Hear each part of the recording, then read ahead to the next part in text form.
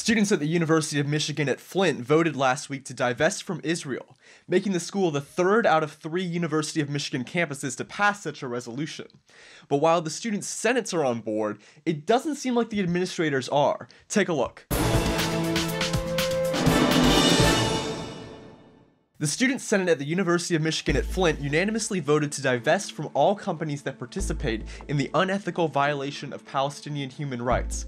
Yeah, I'm sure that phrase, unethical violation, won't be exploited at all to serve a political agenda. The resolution passed fairly easily, probably due to the fact that Flint has no Jewish or pro-Israel student organizations. The Flint student government is excited that student governments at Ann Arbor and Dearborn have passed similar initiatives, but doesn't seem to realize that none of these resolutions actually matter if the school administration simply chooses not to recognize them. For instance, students at the Ann Arbor campus finally succeeded in passing a divestment resolution last year, after at least 10 previous failures. "We appreciate hearing from students," said the administration, but went on to note, "The university's long-standing policy is to shield the endowment from political pressures, and to base our investment decisions solely on financial factors such as risk and return."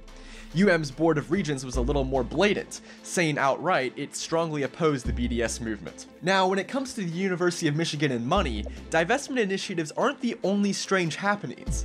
Last week, around 1,700 Michigan professors demanded a pay raise that would almost double their starting salaries, threatening to go on strike next week.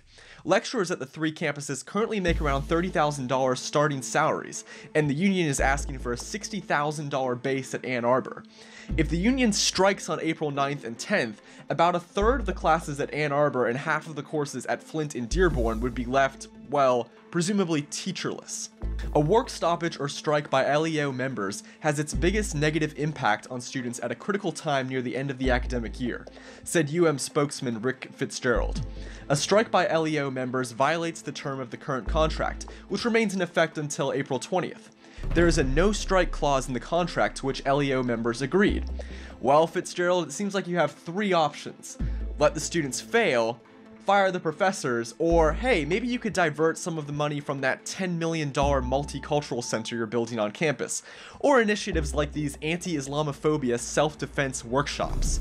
Just food for thought. For Campus Unmasked, I'm Shimshock. If you like this video and support our mission, please make sure to comment and subscribe. If something happens on your campus and you'd like us to investigate, send us details using the form on campusunmasked.com.